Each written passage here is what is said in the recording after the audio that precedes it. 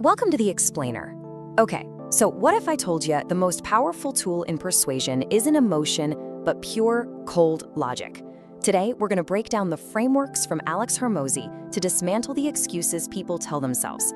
And we'll learn how to help them make decisions that aren't just good for you, but are actually rational for them. So let's kick things off with this core idea from Charlie Munger. We have a high moral responsibility to be rational. Now, according to Hormozi, this isn't just some nice quote, it's a business imperative. Think about it, right? Emotion might get you a quick yes, but that can often lead to buyer's remorse down the line. A decision that's built on a solid foundation of logic, that creates someone who's truly committed. And this is where your whole mindset has to flip. See, most people hear a no and think it's a brick wall. Game over. But in rational selling, no is the starting gun. That's the exact moment your real job begins, which is helping someone untangle their own messy, flawed logic so they can make a powerful decision. I mean, if they were already convinced, they wouldn't need you in the first place, would they? All right, so to build this logical foundation, we first need to understand the two different kinds of resistance we're going to face. They might sound similar, but believe me, knowing the difference is absolutely critical. Okay, so here's the key distinction. Obstacles pop up before you even ask for the sale. This is the prospect wrestling with themselves, saying things like, I just need to look into this more. But objections, oh, those come after you ask. Now they're disagreeing directly with you. And listen, this is a huge deal because it is infinitely easier to resolve an obstacle. When you do, you're on their side. You're an ally helping them solve their problem, not just defending your pitch. So where do these obstacles and objections even come from? Well, it turns out they almost always boil down to just 3 core sources of blame. And there's a really useful model for visualizing this. Hormozi calls it the onion of blame, and it's a perfect metaphor, right? Just think about it. All these layers of excuses that people use to protect themselves, to give away their power and avoid taking responsibility for a decision. Our job is to help them peel those layers back, one by one, to get to the truth. So here are the layers. The outermost one is circumstances. Blaming stuff like time, money, or saying it's not a good fit. If you get past that, you find the next layer, others. This is when they start blaming a spouse, a business partner, or their boss.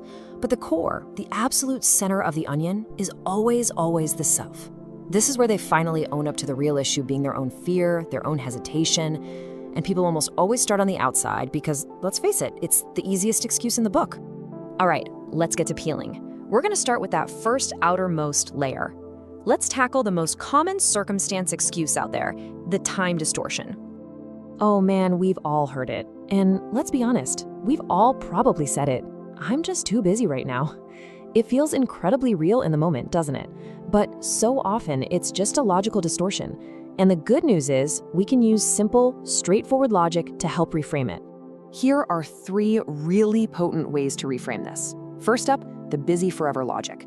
You ask them, look, do you honestly see a future where you're going to be less busy? The answer is almost always no. So doesn't it make more sense to solve this problem now while you have support? Second, the micro time audit. This isn't about piling more on their plate. It's about helping them see they can cut out the 90% of things that aren't getting them results anyway. And finally, you've got to expose the when-then fallacy. That belief that when I have more time, then I will do it. It's a logical trap. It's completely backwards. Action is what creates time, not the other way around. All right, let's peel back another piece of that circumstance layer. Let's talk about the other big one people blame, money. Now, this one can feel even more real than the time excuse. I mean, scarcity is a powerful emotion. But once again, the logic hiding underneath is usually a distortion that just keeps people powerless, and we can help them break right through it. So how do we reframe the money conversation? Well, first, we argue that commitment equals results. The very fact that the price feels significant is exactly why they'll succeed. It makes sure they're all in. Second, we present them with a choice, pay in time or money. Look, you're gonna learn these lessons one way or another, so do you wanna pay with 12 weeks of cash or do you wanna pay with 12 years of painful trial and error? And finally, we remind them that the resourceful find a way. The most successful people weren't always the ones with the most resources, they were always the most resourceful. And this quote just captures it perfectly. It's never about the resources you have. It's all about how resourceful you're willing to be. Resourcefulness isn't some luxury you have when times are good. It's a choice you make to be powerful when things are tough. Okay, so we've peeled back those external layers. We've used logic to dismantle the excuses about time and money. So what are we left with? We're at the core. After you've logically worked through all the external blame games, the person is left staring at the only thing that was ever really in their way, themselves. You see, it was never really about the time or the money.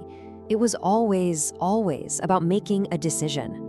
And this leads us to the final and maybe the most powerful reframe in this whole entire process. It's how you take their biggest obstacle and turn it into their biggest reason to move forward.